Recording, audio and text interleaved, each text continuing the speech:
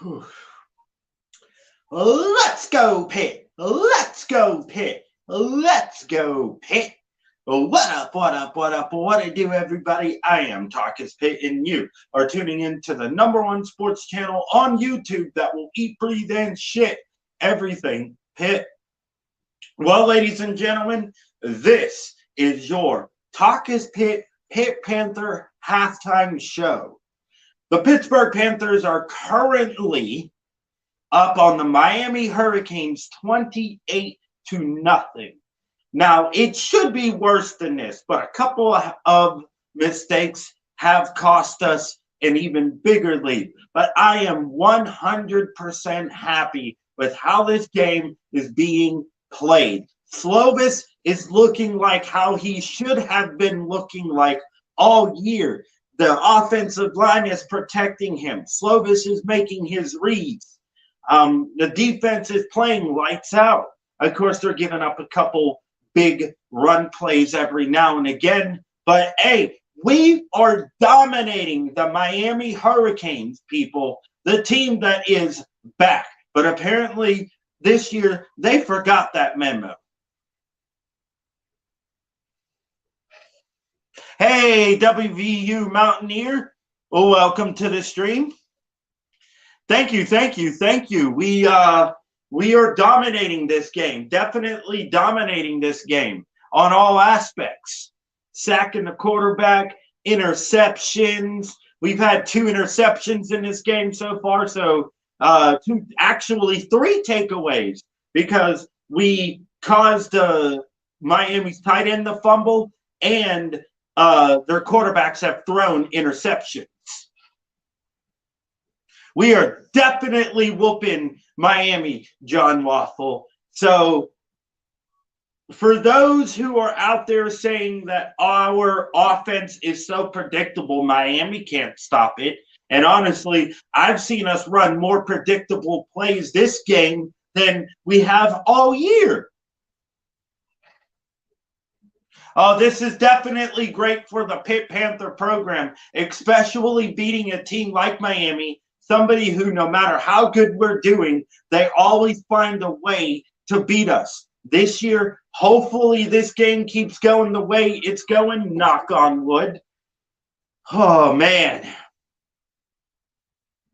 We are absolutely whooping Miami.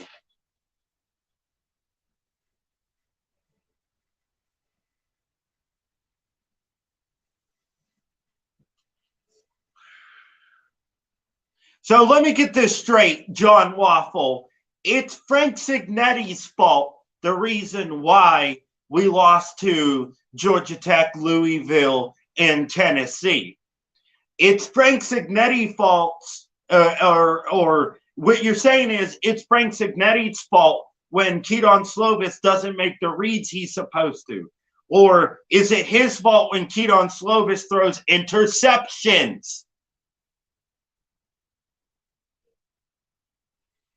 Like, this has got to stop, all right? You guys have got to stop blaming Frank Cignetti for all our problems because you guys want to set selfish, unrealistic expectations for this program, knowing we do not have the talent to do so.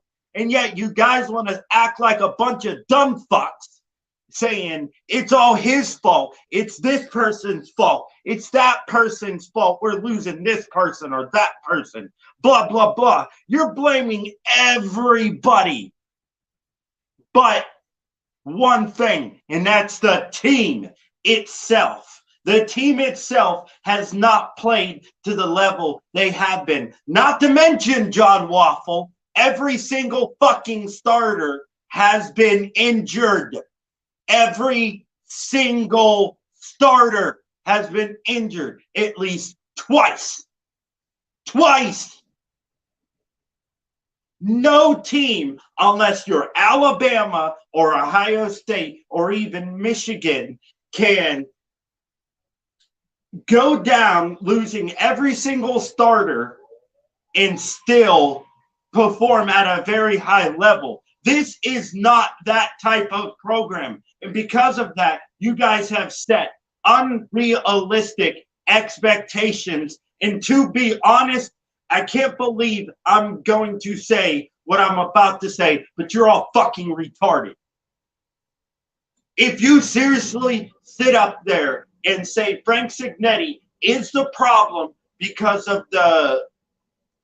Pitt isn't putting up the offensive numbers, you're a dumb fuck. You don't even have any business rooting for the Pittsburgh Panthers. That's not even you having your own opinion. That's you being a fucking moron. Georgia Tech, we were out 11 starters. Tennessee, we lost our quarterback. We lost 2 offensive linemen. We lost a defensive lineman that game. And it still took Tennessee overtime to beat us. That was not a bad loss. Georgia Tech could be considered a bad loss. But when you're down over 10 starters, come on now. Come fucking on.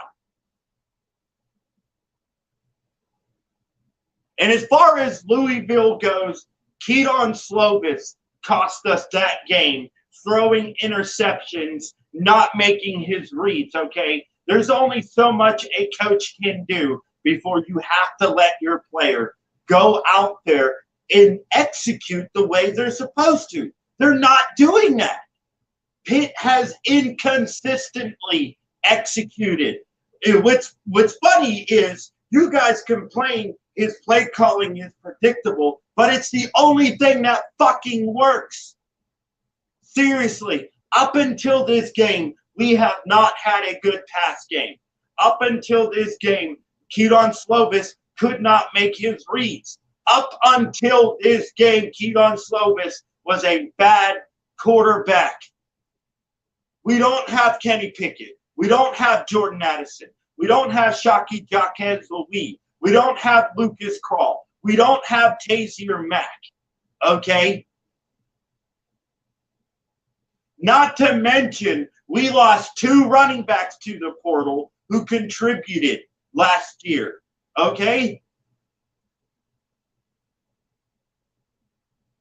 What else do the Pittsburgh Panther fan base want from Frank Signetti? Oh, let me guess. You want him to put up fucking 400 yards of total offense every game, or else it's a failed season. It is not a failed season. We're not like West Virginia. We're not Virginia. We're not Virginia Tech, okay? We're not Georgia Tech. We're not Miami. Hello, we're playing Miami right now. We are going to a bowl game. What about that do you guys not understand?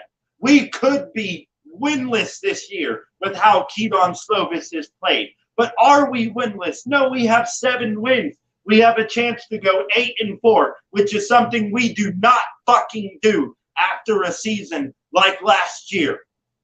We usually go 6-6, or we make a bowl game. Oh my God, we're 7-4. Oh, where are we? Our season failed. The fuck out of here.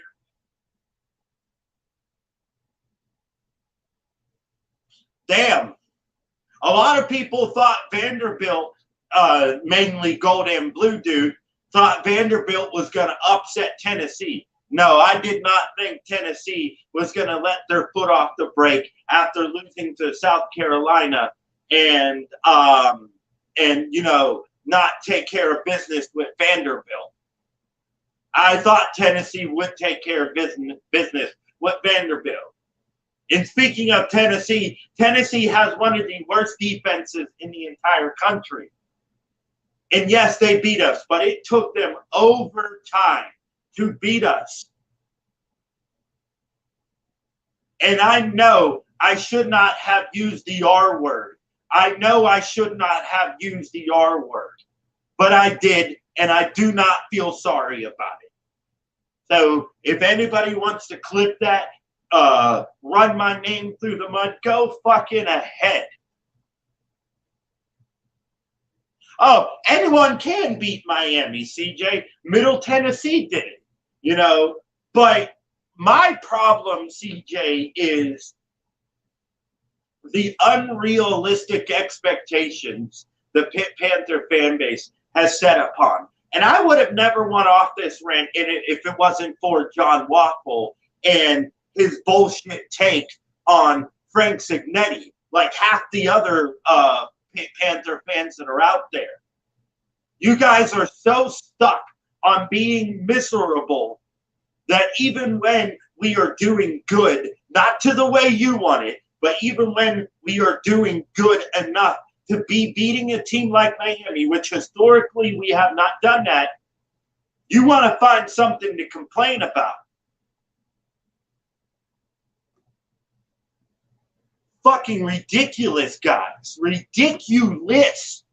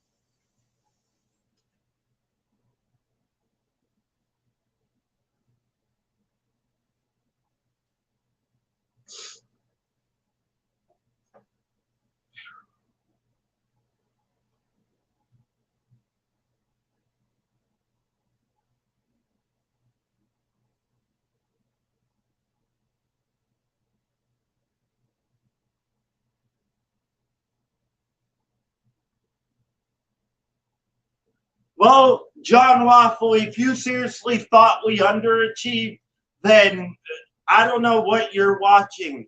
Do I think we could be better? Yes. However, underachieving is doing what we have done in the past. Hey, Vic2, welcome to the stream. Underachieving is Pitt doing what they do in the past after having an 11-3 season. They go 6-6 or they don't make it to a bowl game. John Waffle, we're in a bowl game and we have a chance to go 8-4. If that's underachieving to you, then your expectations obviously are ridiculously unrealistic. They are unrealistic. Pitt Panther fans need to set realistic expectations. The players are even calling you guys out. John Waffle, the players, the Pitt Panther players have actually said things to me. They have said things to other people on Twitter that we are just too negative. And that's why half of them have considered transfer. Because you guys disrespect them. Hell, I've even had 2 Pitt players that are following me on Twitter right now tell me that you guys have threatened them in their inboxes on Twitter. They made a promise for me not to say anything, but you guys are threatening them in their inbox. You're saying they're no good for this football team. They should get out of town. Frank Signetti, hell, half of you guys even went after Frank Signetti after he lost the Tennessee game. From the first game of the season, all you guys did was bitch and moan. And this is why I get along with people other than Pitt Panther fans.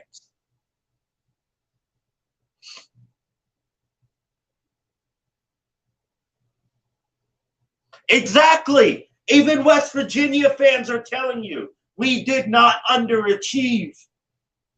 And Vic, I thought an 8-4 record was appropriate.